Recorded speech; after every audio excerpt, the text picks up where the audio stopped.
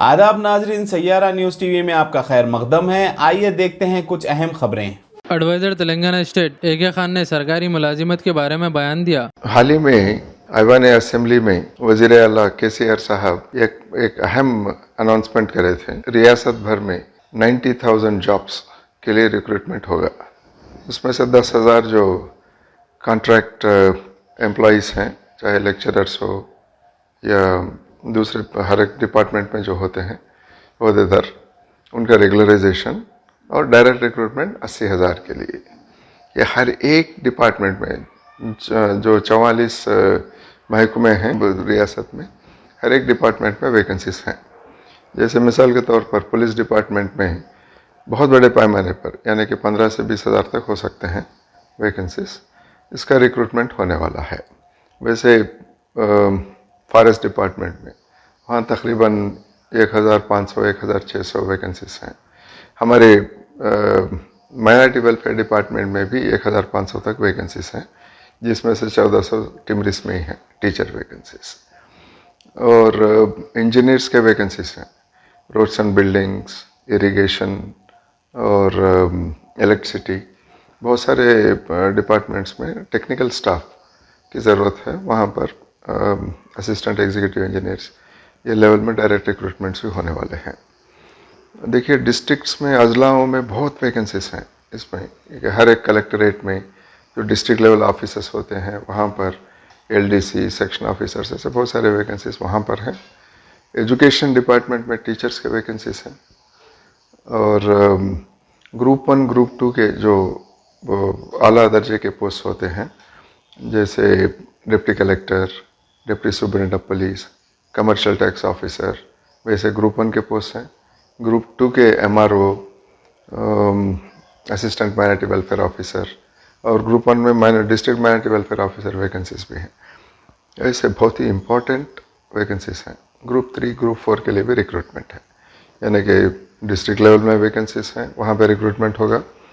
Zonal level में recruitment है, multi zonal level में है, और सर्विस कमीशन स्टेट लेवल के वैकेंसीज जो हैं वहाँ पर रिक्रूटमेंट है। इसके साथ ही साथ जो इम्पोर्टेंट डिपार्टमेंट्स हैं, अपना खुद का रिक्रूटमेंट वो कर रहे हैं, जैसे पुलिस डिपार्टमेंट या फॉरेस्ट डिपार्टमेंट का मिसाल जो दिया था मैं आपको। ऐसा मौका 4-5 साल में एक बार मिलता है, तो इसलिए इसको ज़ाया नहीं करना चाहिए। हर एक नौजवान जो गवर्नमेंट जॉब्स के लिए इतने दिन से इंतज़ार कर रहे हैं, इस मौके को नहीं खोना है इसको। अब वज़ीर आला और एक अनाउंसमेंट भी करे कि अपर एज लिमिट जो है, क्योंकि काफ़ी सालों से रिक्रूटमेंट नहीं हुआ था, इसलिए अपर एज लिमिट में भी 10 साल की छूट दी गई है। तो अपर एज लिमिट 10 साल बढ़ाए हैं। तो सबके लिए एक अच्छा मौका है ये, एग्ज़ाम्स के लिए प्रिपेयर होना, लिखना और अच्छा सिलेक्शन हासिल करना। तो ये इसके नोटिफिकेशंस, एडवर्टाइजमेंट्स सर्विस कमीशन से भी आएंगे ग्रुप 1, ग्रुप 2 के लिए, और नीचे जो डिपार्टमेंट्स इंडिविजुअली रिक्रूट कर रहे हैं उसका सेपरेट नोटिफिकेशंस आएंगे। और डिस्ट्रिक्ट्स में जो जॉब्स हैं उसके लिए वहाँ पर डिस्ट्रिक्ट लेवल में उसके नोटिफिकेशंस होंगे।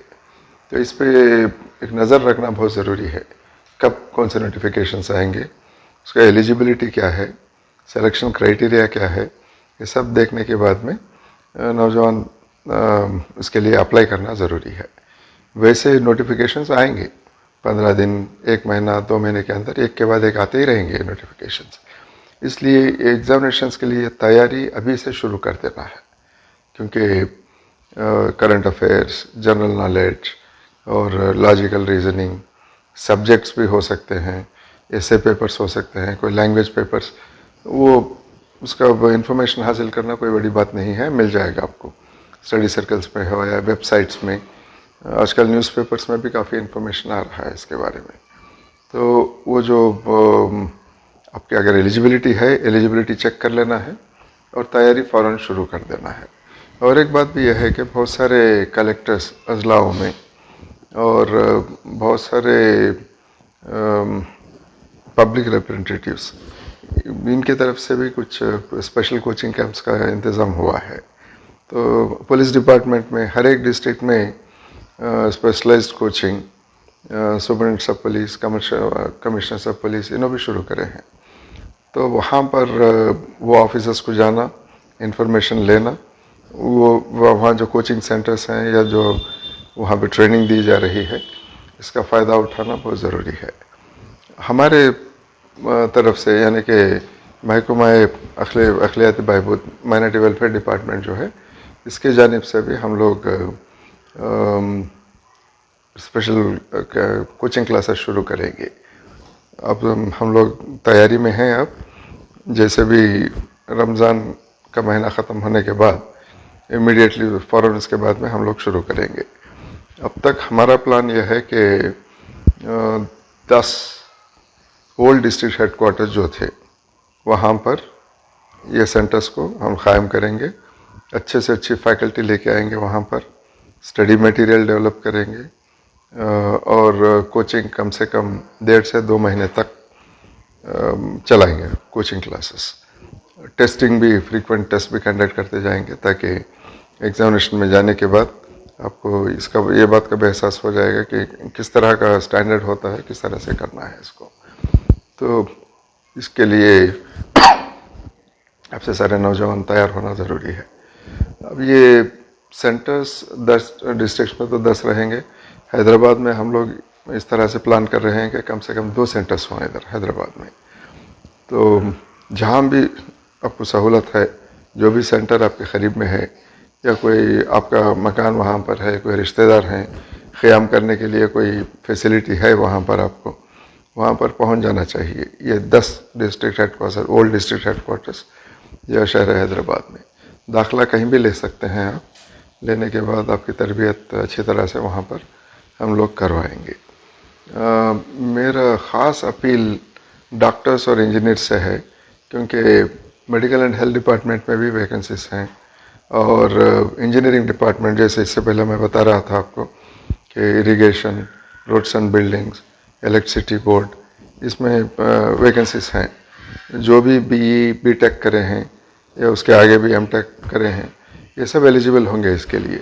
बहुत सारे जॉब्स के लिए बेसिक क्वालिफिकेशन ग्रेजुएशन है। तो अब आपकी इंजीनियरिंग स्ट्रीम से जो इंजीनियरिंग करे हैं, आपको एलिजिबिलिटी रहेगी इसके लिए। तो मैं जानता हूँ बहुत सारे नौजवान तेलंगाना से, क्योंकि यहाँ पर गवर्नमेंट में रिक्रूटमेंट 2-3 साल से नहीं हुआ था, तो इसलिए बहुत सारे गल्फ़ को गए हैं, मिडिल ईस्ट में हैं, या कोई दूसरे ममालिक में भी जाके वहाँ पर नौकरी कर रहे हैं। उनसे भी मेरी दरख्वास्त ये है कि ऐसे जॉब्स और इस तरह का अच्छा मौका हमेशा नहीं मिलेगा आपको। तो आप चाहे वहाँ रह के भी तैयारी कर सकते हैं या 2-3 महीने का टाइम लेके, वक्फा लेके यहाँ पर आना ज़रूरी है। और आप में अगर सलाहियत है, काबिलियत है और मेहनत करने का एक जज्बा है आप में, सूझबूझ के साथ, यानी कि स्मार्ट स्टडीज़ भी होना, हार्ड स्टडीज़ भी होना है। स्मार्ट हार्ड स्टडीज़ आप कर सकेंगे सिस्टम को जानकर किस तरह का एग्जामिनेशन होता है, तो इंशाल्लाह आप कामयाब होंगे इसमें। तो अगर यहाँ पे गवर्नमेंट में जॉब्स लेने से आपका सबसे बड़ा फ़ायदा ये है कि आपके फैमिली से इधर, आप जॉब वहाँ पर गल्फ़ में जाके करना, और वर्किंग कंडीशंस भी ठीक नहीं होते। हो सकता है आपको ज़्यादा आप कमा लेंगे उधर, मगर फैमिली के साथ, अपने फैमिली के साथ रहना, बच्चों के साथ रहना, माँ बाप के साथ रहना और एक अच्छे माहौल में नौकरी करना, ये मौका बाहर जाने से नहीं मिलता है आपको। और एक बात भी है, अब यहाँ जब हैं आप, करियर्स अच्छे हैं, सैलरीज अच्छे होंगे आपके, और एक 35 इयर्स के लिए जॉब सिक्योरिटी है आपके लिए, परमानेंट जॉब्स हैं ये। उसके साथ में एक क्लियर प्रमोशन पॉलिसी भी होती है। 5 साल के अंदर, 10 साल के अंदर आपके ओहदे में इजाफा भी होता रहता है। तेलंगाना के लिए काम करेंगे, आराम से काम करेंगे, आपके रियासत में रह के काम करेंगे आप, बहुत सारे फ़ायदे हैं। इसलिए हर एक से, ख़ासकर जो टेक्निकली क्वालिफाइड हैं, डॉक्टर्स और इंजीनियर्स, इनसे मेरी दरख्वास्त है कि आप ये मौका ना खोएं और यहाँ पर आके कोचिंग लें, ट्रेन करें एग्जामिनेशंस के लिए, और एग्जामिनेशन में ज़रूर अपीयर करें आप। करके ये जॉब्स हासिल करने की कोशिश करें। इसके लिए हम लोग एक कॉल सेंटर भी शुरू करेंगे डायरेक्टरेट ऑफ माइनॉरिटी वेलफेयर में। उसका नंबर भी जल्द से जल्द देंगे हम आपको। एक हफ्ते के अंदर एक कॉल सेंटर भी शुरू करेंगे हम लोग। तो जो भी इससे ज़्यादा जानकारी हासिल करना है आपको, तो वो कॉल सेंटर से भी ले सकते हैं। वैसे इन्फॉर्मेशन की कोई कमी नहीं है। आज सोशल मीडिया पे बहुत इन्फॉर्मेशन मिलता है आपको। आप भी नौजवान जो भी कैंडिडेट्स हैं, एक आपस का नेटवर्क भी बना सकते हैं। सोशल मीडिया में इंफॉर्मेशन आपके दरमियान आप एक्सचेंज कर सकते हैं।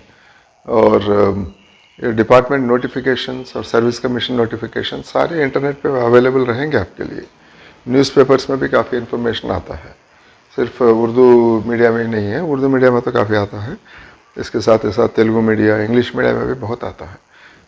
डिपार्टमेंट की तरफ से भी हम लोग फ्रॉम टाइम टू टाइम आपको इन्फॉर्मेशन देते रहेंगे। इसका पूरा जानकारी हासिल करके आप एग्ज़ाम्स में अपेयर होइए और इंशाल्लाह आप में काबिलियत है, आप सही तरीके का प्रिपरेशन करें तो मैं समझता हूँ कि आपका सिलेक्शन के होने के प्रोबेबिलिटी परसेंटेज भी बहुत बढ़ जाएगा आपके लिए। इस चैनल को सब्सक्राइब करिए, लाइक करिए, शेयर करिए और हमें दीजिए इजाजत।